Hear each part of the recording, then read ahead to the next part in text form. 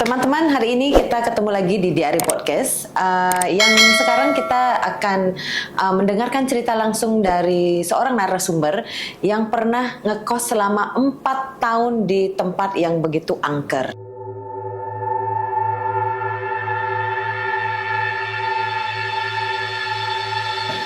Oke, langsung aja dengan narasumbernya, yuk.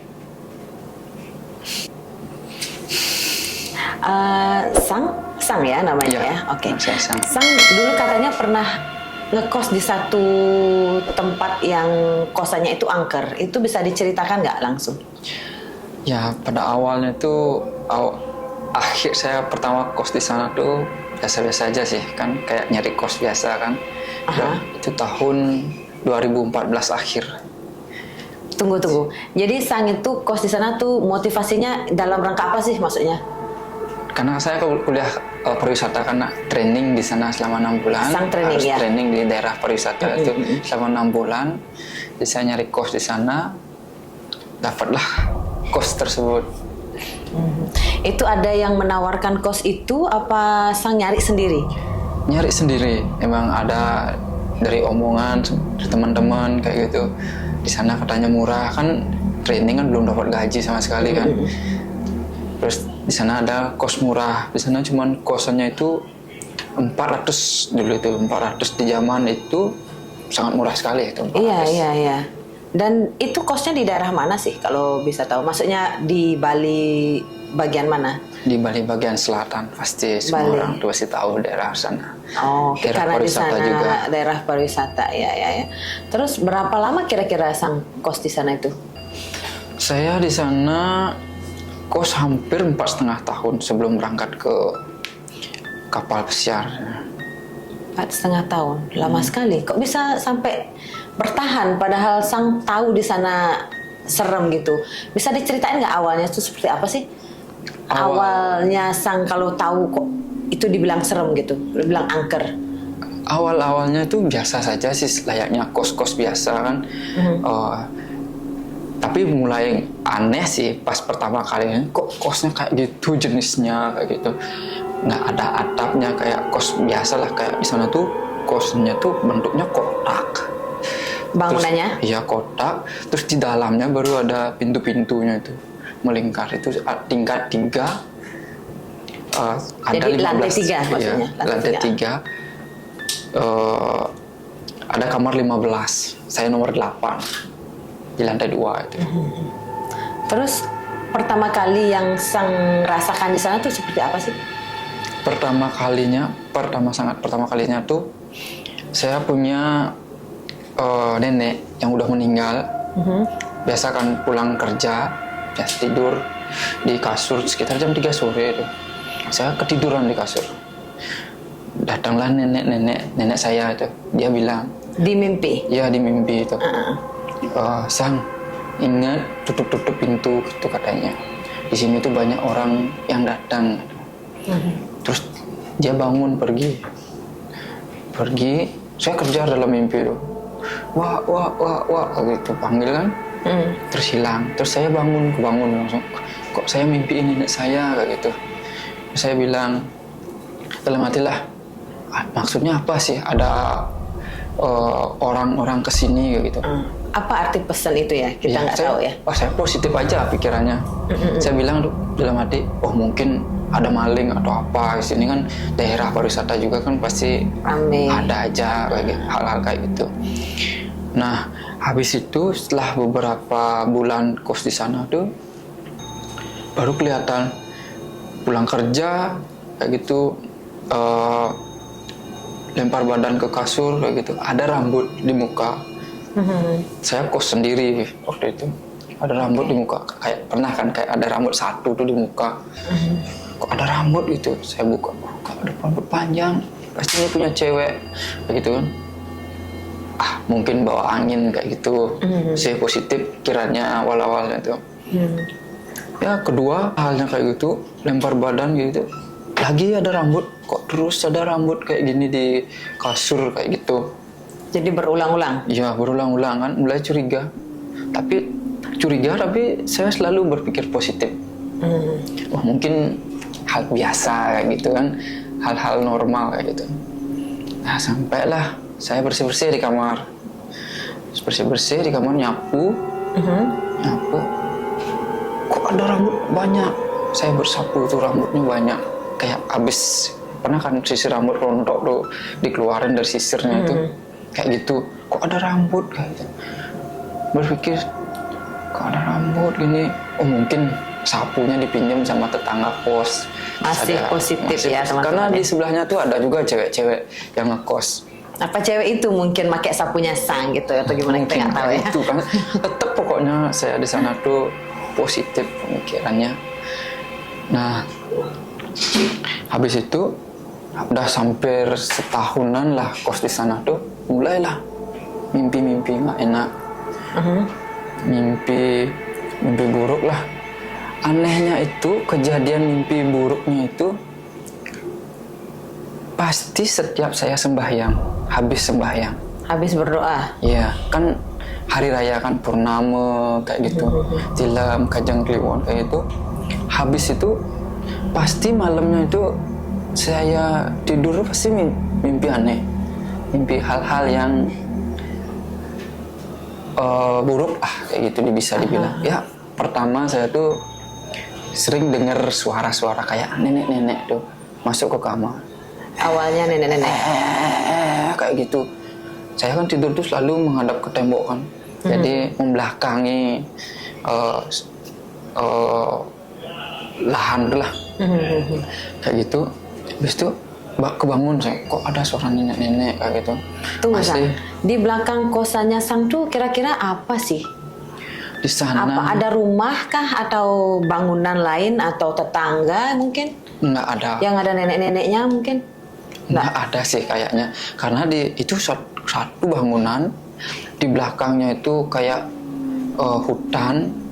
Oh masih natural belum ada lah. bangunan? Iya, sebelahnya itu masih sekitar berapa meter, 100 meter itu baru ada lagi rumah. Baru ada rumah. Di sebelahnya kanannya itu juga masih ada kosong juga lahan. Jadi jaraknya jauh sama tetangga. Satu bangunan kayak gitu. Dan kosnya itu agak masuk ke dalam juga gitu. Dari jalan raya? Jalan utama. Jalan utama, oke. Masih masuk ke dalam juga. Nah, udah mulai mimpi-mimpi kayak gitu kan. Terus pernah lah mimpi, kejadiannya itu mimpi saya tuh dicari sama, ini 2 kali mimpi, nggak ada hari ini sama besoknya itu dengan mimpi yang sama. Pertama dicari genderuwo, saya bilang itu si genderuwo namanya. Karena saya nggak tahu genderuwo itu seperti apa, saya jelasin sesuai yang ada di film-film hantu lah. Dia rambutnya besar, rambutnya kayak gimbal. Panjang nggak? Enggak sih, cuma kayak gini tapi kayak gembel-gembel tuh loh. Gimbal? Ya gimbal. Tepatnya gimbal ya teman-teman, ya gimbal. Kayak gitu, terus dia nggak pakai baju, dia tuh gedor-gedor jendela saya, itu mimpi. Jendela kosnya digedor sama gondorunya itu. Kan kebuka gordennya tuh, saya masih lihat dari kasur. Oh, kok ada genderuwo kesini kayak gitu. Terus, terus tuh gedor-gedor pintu saya, kayak gitu. Dia bisa masuk, kebuka pintunya, masuk dia ke mana, ke kamar kayak gitu. Posisi tidur saya tuh kayak gini, kayak ketindihan. Iya, kayak ketindihan tuh. Langsung dicari saya, depan muka saya digituin. Sampai sekarang saya berapa tahun itu sudah lewat. Masih terbayang ya? Masih mukanya tuh masih ingat, bekas lukanya masih ingat saya. Pokoknya mukanya tuh robek-robek kayak gitu. Serem ya? Iya, saya nggak tahu salah saya apa kayak gitu kan. Habis itu bangun saya, kok saya mimpi kayak gitu? Ya karena namanya mimpi kan, saya masih pikirannya mungkin kecapean, hal-hal kayak gitu kan biasa kan. Besoknya lagi kejadian kayak gitu. Saya udah tidur sebentar, didatengin pocong sekarang. Sekarang pocong? Iya, pocong. Dia lompat depan jendela kelihatan. Terus itu kayak di film-film dulu, kepalanya digini gedor-gedor di jendela saya. Terus gedor-gedor pintu, gedor lah kayak gitu. Besar nggak pocongnya? Apa kecil atau seukuran manusia kah? Seukuran normal manusia. Seukuran normal. Ya, habis itu dur gitu, masuk dia bisa ke kamar. Lagi sama posisinya kayak genderuwonya itu, saya kayak ketindihan kayak gitu, nggak bisa bergerak. Terus lagi diteriakan kayak gitu. Arah mukanya tuh masih ingat sama saya. Oh, muka-mukanya tuh kayak hancur kayak gitu. Aku mah takut lihat pocong. Oke, terus selain itu ada gangguan lain nggak? Tapi besoknya itu Sang normal nggak? Kerjanya biasa aja kah? Atau ada badannya agak lemes? Atau ada ngerasa sakit nggak gitu setelah mimpi berkali-kali ketemu dengan makhluk halus itu? Maksudnya dicari, didatangin pocong gitu sama Kalau sampai sakit sih enggak, cuman rasa takut untuk kan berangkat kerja tuh, bangun berangkat kerja, untuk balik lagi ke kos tuh nggak berani. Pasti nginep ke kos temen.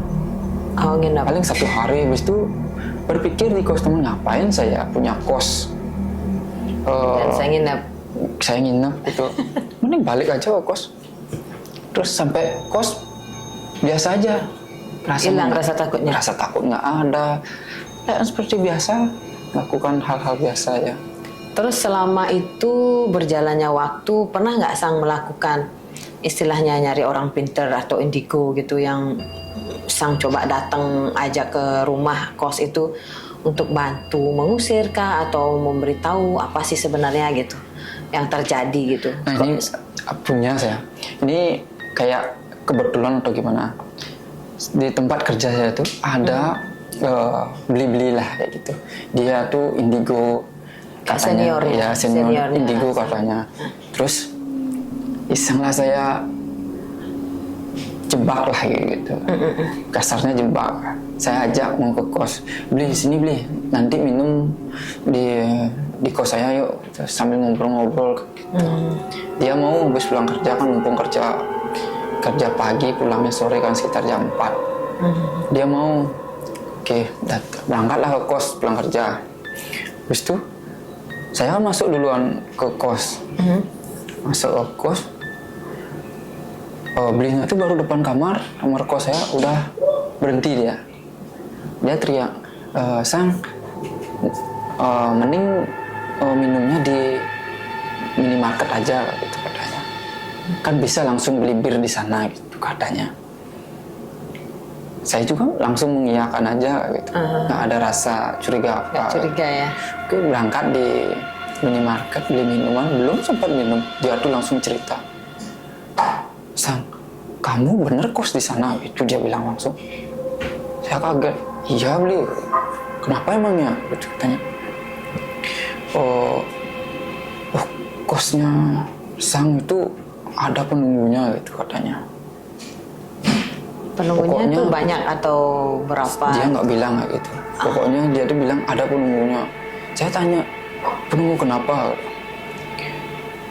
Di belakang, di dapur itu, di bawah kitchen setnya itu, ada cewek yang tidur di sana itu katanya. Ada layangan kan? Saya punya layangan di kos waktu itu. Saya taruh memang di dapur. Ada layangan kan di sana? Iya, di sana ada tidur di tempat layangannya itu katanya.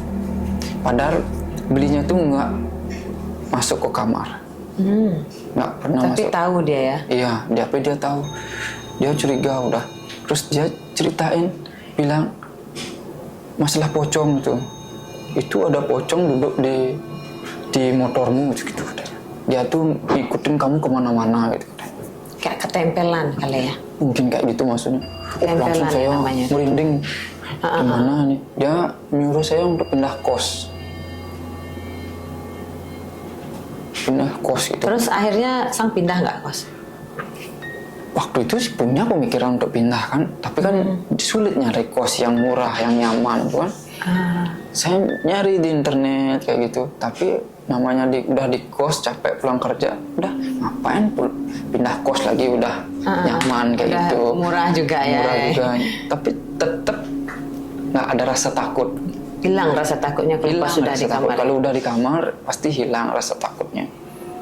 Terus di kosan itu ada nggak kira-kira satu ruangan yang menurut Sang itu aneh gitu atau gimana gitu? Kalau menurut saya ada di sana di lantai paling atas di lotengnya itu kamar satu kosong, terus cuman ada pintu aja, nggak ada jendelanya. Terus di sana tuh nggak pakai keramik satu kamar itu tidak pakai keramik.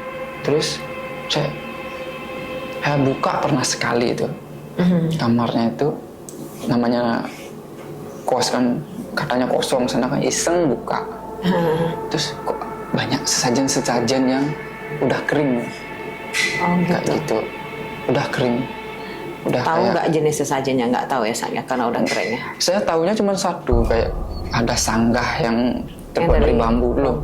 Yang ya orang Bali bilang itu namanya sanggah cucuk ya teman. ya mungkin kayak gitu. Ya, sanggah cucuk ya. Di tengah-tengah kamarnya itu ada itu. Di tengah ruangan itu. Iya. Berdiri Iya, apa udah berdiri. tidur? Berdiri. Oh, Saya nggak tahu itu apa itu ya? kan. Kita nggak tahu Tapi ya. karena saya juga nggak tahu masalah sajian-sajian itu kan, tetap positif pemikirannya. Dan di kamar pun setiap saya anehnya lagi, ini kebetulan atau gimana sih, aneh sih menurut saya. Setiap saya beli telur, Aha. kan saya anak kos kan pasti beli telur tuh satu kerat tuh kan, satu wadah tempat plastik loh. Satu paketnya Ya itu. satu paknya tuh pasti terus pecah satu. Terus setiap beli telur. Ya setiap beli satu telur, satu paket tuh satu pecah pasti pecah. Entah itu jatuh, entah itu pecah memang di tempatnya, pasti satu pecah. Itu berulang-ulang kali, setelah beberapa kali baru nggak, kenapa ya setiap baru beli itu masih Ada pecah satu. ada pecah satu. Serem. Berarti udah kayak minta kali ya yang penungguan di sana ya, penunggunya ya. Iya. Terus selain itu pernah nggak Sang melakukan sesuatu untuk penangkal gitu, naruh sesuatu buat atau nyari orang pinter gitu, gimana caranya biar nggak diganggu gitu, biar nggak terus mimpi buruk atau apa gitu, pernah nggak? Kalau sampai nyari penangkal tuh sih nggak pernah, tapi orang Bali kan percaya kan, katanya sapu yang udah pernah kepake itu pakai penangkal katanya hal-hal negatif. Terus sebelum kita tidur di sapu-sapu dulu gininya, tempat tidurnya biar nyenyak, katanya tidurnya kayak gitu. Saya pakai itu, menurut saya itu sih bekerja sih. Efektif. Apa mungkin itu karena sugesti saya atau ya. Jadinya nggak pernah jadinya kejadian hal-hal seperti itu. Terus dan pernah kejadian kan habis mimpi tadi tuh habis didatangkan pocong genderuwo kayak gitu. Kakak saya pernah lah nginep di sana. Oh, kakaknya pernah nginep? Iya, kakak saya pernah nginep di sana. Terus Ya, kakaknya nggak diganggu? saya ceritakan, saya kayak gini di sini, mimpi aneh, mimpi buruk gitu kan. Dia nggak percaya. Hal biasa kayak gitu katanya. Pokoknya dia tuh cuek, nggak percaya. Nggak percaya sama sekali? Nggak, pokoknya saya dibilang penakut lah kayak gitu. Memang saya penakut, tapi saya kan cuma cerita gitu. Besok paginya dia tuh nggak bisa jalan. Langsung hari itu juga? Hari itu juga. Besok paginya next day-nya maksudnya? Dia kan berangkat kerja mau juga. Dia nggak bisa jalan, lumpuh. Dari pinggang ke bawah tuh lumpuh dia. Kakaknya nggak punya penyakit sebelumnya atau nggak pernah demam atau gimana hari sebelumnya? Nggak, biasa aja. Malamnya tuh kita ngobrol biasa. Nggak ada lumpuh kayak gitu. Saya teriak-teriak sama tetangga lah. Ada tetangganya yang bantuin gendong dia dibawa ke rumah sakit. Oh. Terus kakaknya dibawa ke rumah sakit aja apa dia cariin orang pinter kalau pas saat itu kejadian itu? Nggak ada sih, cuman saya istilahnya bawa Banten lah ke daerah di kos, minta maaf kayak gitu. Terus kakaknya di tangannya secara medis aja sih sembuh dia. Oh gitu, syukurlah kakaknya udah sembuh. Jadi itu aja, apa nggak ada lagi yang lain? Apakah Sang nggak pernah lagi ngalamin yang serem atau gimana? Masih itu kan saya hampir 4,5 tahun ya? sana. Setengah ya? Kayak makan kayak gitu. Makan pernah kejadian makan. Kan orang Bali itu pasti makan. Sebelum makan tuh pasti kita tuh ngejot namanya. Oh, ngejot yang kayak saiban ya? Iya, ngejot Saiban, kan.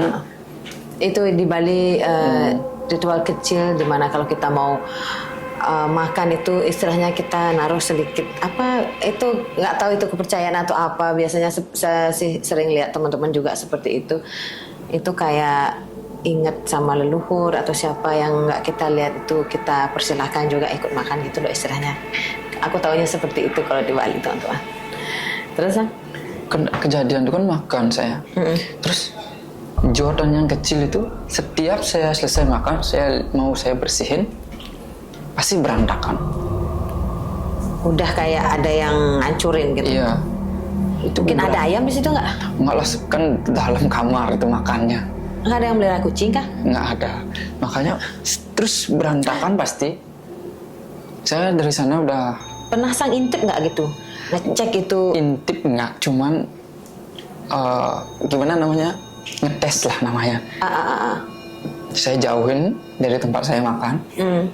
Terus saya makan, habis itu balik lagi ke tempatnya saya ngejotnya, udah berantakan. Dari Itu sana setiap hari seperti itu. setiap hari ya. Kalau setiap makan pasti naruh sajian kecil tuh. Oh, Pernah berarti memang sekali ada ya? nggak. Lupa itu, jujur itu lupa. Kelupaan. Saya kan bungkuk kayak gitu makan. Bungkuk makan di lantai lah kayak gitu. Kayak ada yang lompatin dari depan. Dikerjain gitu. Iya, dikerjain. Langsung kaget saya. Saya lupa ngejot kayak gitulah. Habis itu saya keluar lagi beli makanan, saya ulang lagi ngejot. Serem ya. Ya, udah mulai takut kayak gitu. Terus pernah lah kejadian juga kunci motor hilang. Oh ya. Kan kerja sore saya. Kerja sore itu pasti saya bangun jam 10 untuk beli makan buat sarapan. Keluar beli makan, balik, terus ke kos makan. Paling cuma 30 menit itu makan. Habis itu tidur lagi. Kuncinya baru bangun jam 1. Mau mandi, habis mandi kan mau berangkat ada. Kuncinya tuh selalu saya kunci motor tuh bareng sama kunci kos tuh saya taruh selalu di kalender misalnya, di paku kalender. Pasti, tapi waktu itu nggak ada. Hilang kuncinya. Hilang. Terus saya cari mungkin di atas kasur, di kantong celana, nggak ada. Di sela-sela kasur juga nggak ada. Balik ke dapur juga nggak ada. Udah mulai kesel, keluar saya dari kos nyari angin lah. Terus lihat di motor juga nggak ada, udah nggak mungkin kan pastinya di motor. Terus langsung ke dalam lagi nyari lagi, udah nggak ada. Udah sampai saya kerja jam 3, 2.30 saya masih nyari kunci. Udah pasti telat itu kan, marah lah saya. Pakai kasar-kasar lah, nantang lah, keluar sini gitulah, keluar sini bawa kunci saya gitulah, pokoknya kasar-kasar lah itu. Saya keluar lagi dari kos nyari angin karena emosi. Terus habis itu balik, kuncinya lagi gini Di tempat di kalender, biasanya itu kalender. Saya ambil, udah badan langsung dingin, langsung lemes, langsung kayak orang meriang. Berangkat pun udah nggak enak badan. Jadi kesel ya, dari kesel, takut, semuanya campur kali Iya, ya perasaannya seperti itu. Jadi selain itu pernah nggak Sang didatangin apa gitu ke kos? Kita ngobrol-ngobrol katanya pernah didatangin orang atau yang itu tengah malam itu apa itu Sang? Oh itu juga aneh itu. Pernah jam berapa tuh ya? Sekitar jam 1 malam. Saya kan orangnya suka begadang main game kan. Pintu masih kebuka. Terus main game, fokus ke HP kan. Ada orang bisu. Orang bisu. Kalau itu depan kos saya. Itu malam. Malam jam 1. Jam 1 malam. Jam 1 malam. Gitu katanya. Dan Sang tinggalnya di lantai berapa? Lantai 2. Lantai 2. Aneh kan? Dia bisa naik sampai ke lantai 2. Lantai 2 dan nyari khusus kamarnya Sang aja. Iya. Padahal di bawah masih banyak kan kamar-kamar di bawah. Banyak. Kan? Jadinya berapa di bawah? Sekitar Berarti? 7 jadinya. 7 kamar di bawah masih ada. Oh gitu. Tadi kan juga sempat kita ngobrol di belakang tadi. Katanya pernah naruh kaca gitu terus pecah tuh gimana tuh? Sempat. Oh itu udah setelah kejadian-kejadiannya itu, saya cerita ke keluarga saya kan, keluarga di rumah, di kampung, saya cerita, karena posisi kos saya tuh, pintu kos, pintu dapur tuh tusuk sate katanya, nggak bagus katanya.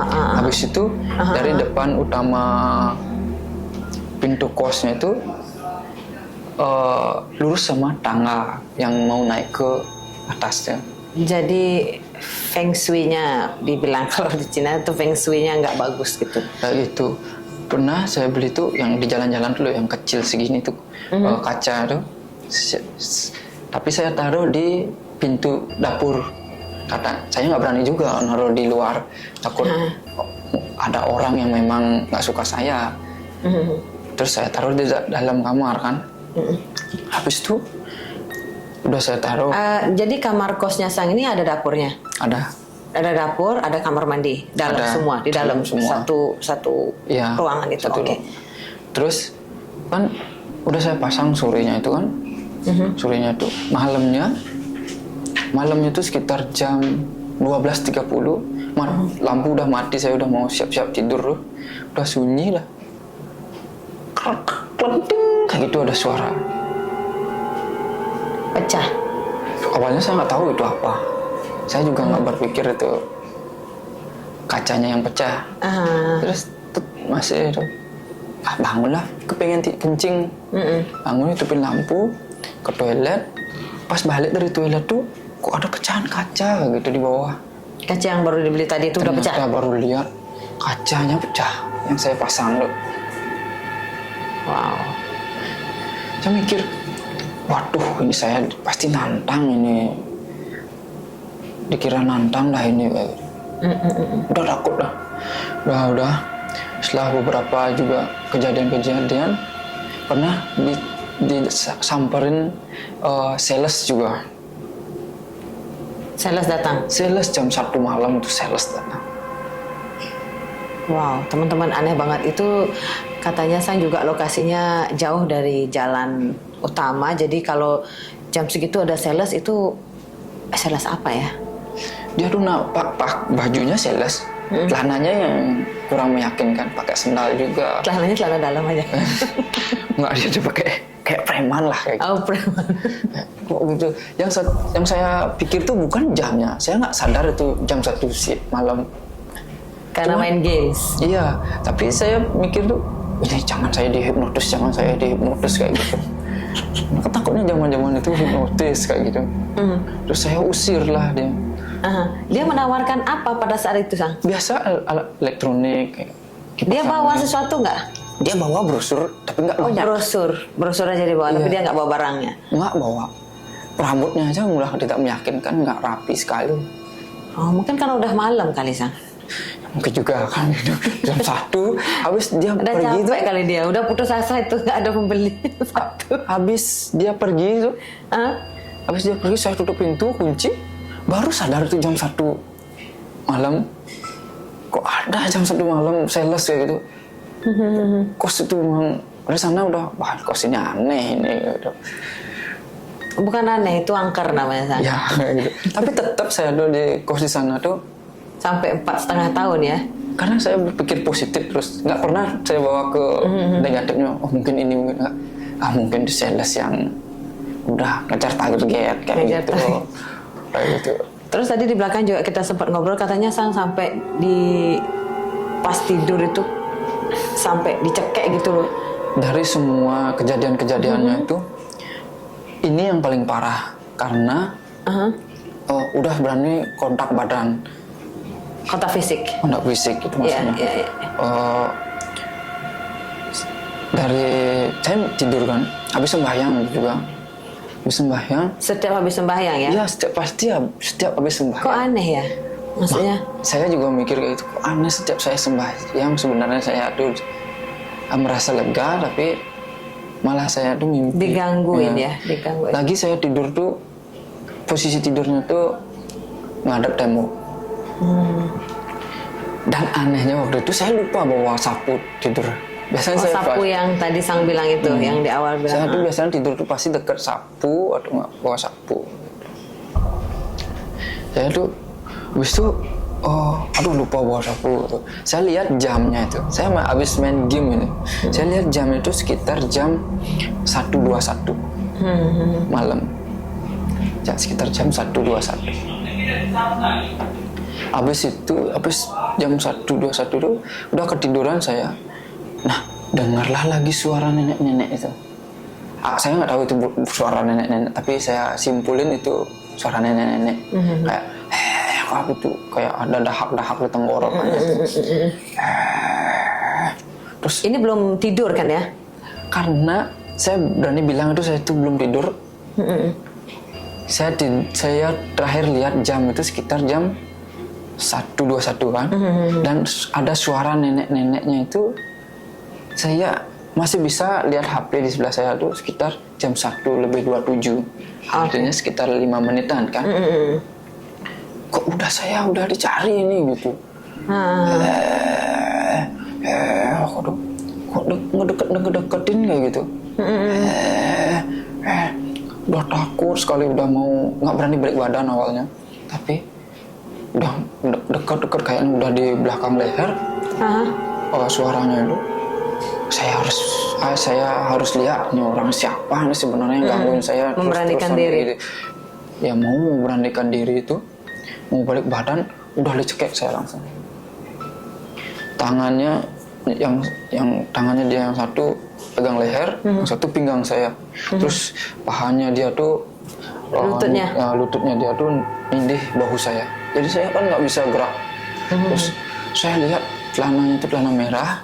Terus anehnya lagi, bukan warna hijau. Merah kan. Habis itu hijau kan, kolor hijau. Habis itu saya lihat wajahnya itu ternyata genderuwonya yang gedor pintu itu. Jadi itu nyata, bukan di mimpi. Awalnya itu Sang mimpi. Iya, awalnya saya mimpi. Ternyata itu memang ada. Ada. Teman-teman, serem kali ini. Cuman terus dicekek saya. Terus saya hampir kayak gini. Saya kan tangannya lagi satu bisa gerak. Saya gedor-gedor gininya kasurnya. Karena waktu itu, ini bukti saya nggak tidur. Saya dengar suara motor masuk ke kos. Malam itu? Iya, jongkrak motor kedengeran. Habis itu naik ke tangga, teplak. Saya dengar itu. Saya teriak. Tapi nggak ada yang jawab. Nggak ada yang dengar. Terus tolong, saya udah nggak ada yang dengar. Habis itu saya doa, pakai gaya trimantram kayak gitu. Udah doa, udah nggak, masih tetap. Saya terusan juga namanya panik, baru bait keberapa lupa kayak gitu, tambah takut dah. Saya udah kesel lah, itu dalam artian ketakutannya udah lebih tinggi. Saya nangis, terus teriak-teriak di sana, tolong. Habis itu udah dia pergi langsung. Habis doa minta tolong dulu lah, doa yang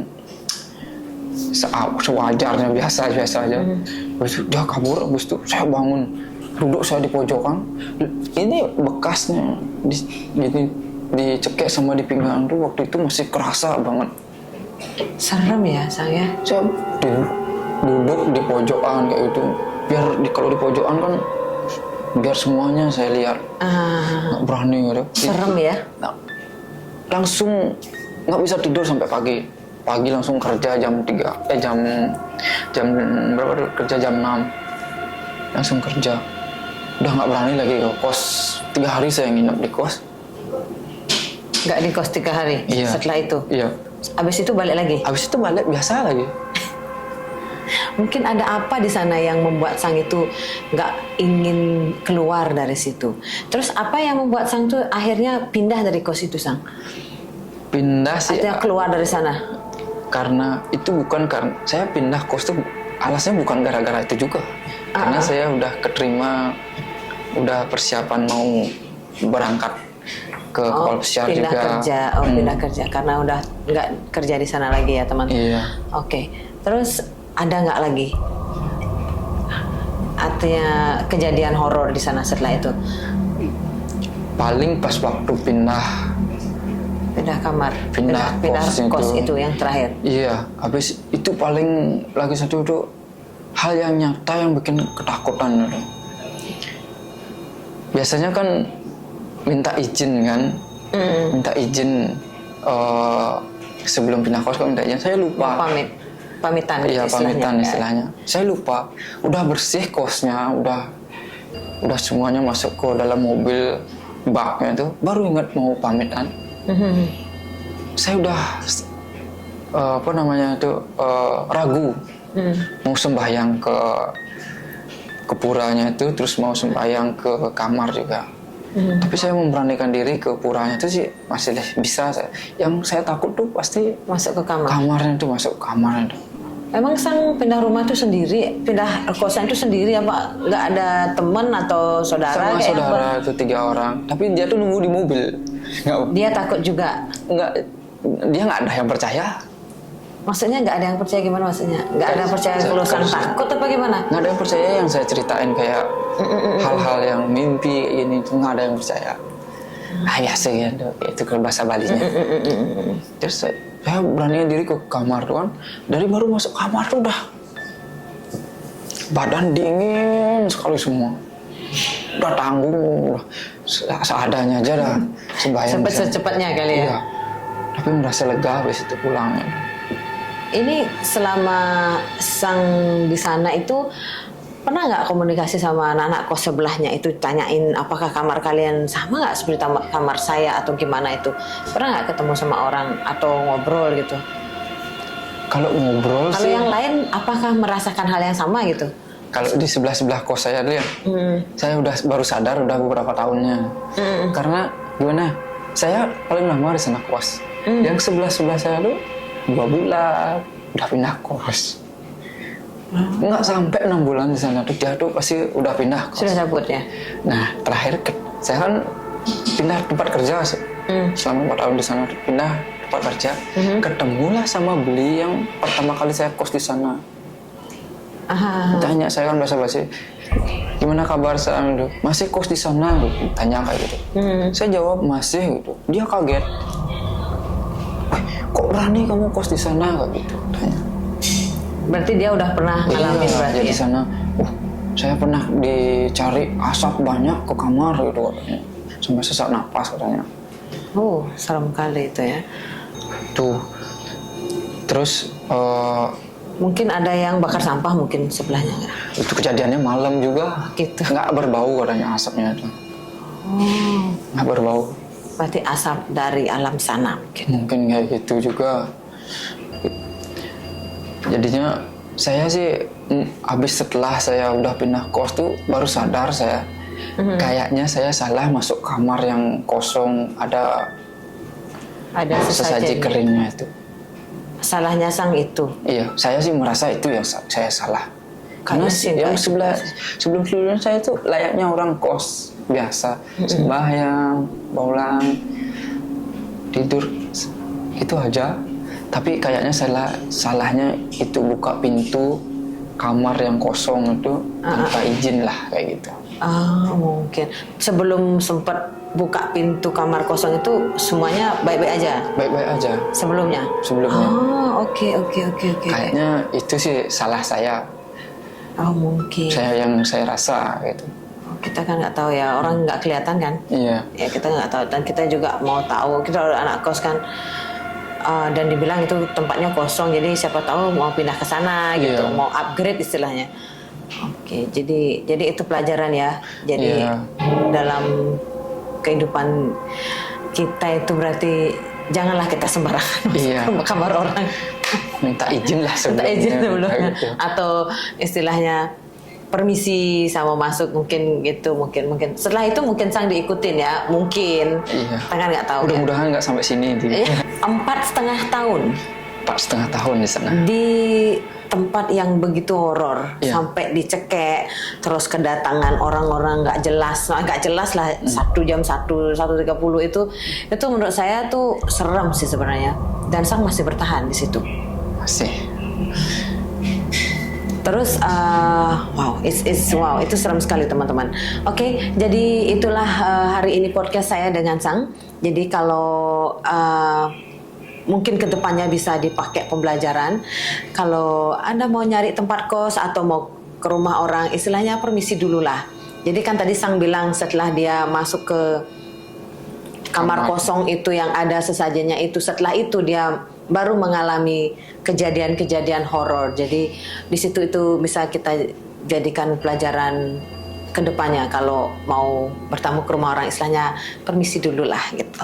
Oke teman-teman, itulah tadi cerita dari Sang langsung sebagai narasumber hari ini. Kalau ada yang teman-teman mau tanyakan, langsung aja di kolom komentar, langsung bisa ditanyakan, nanti kita langsung jawab.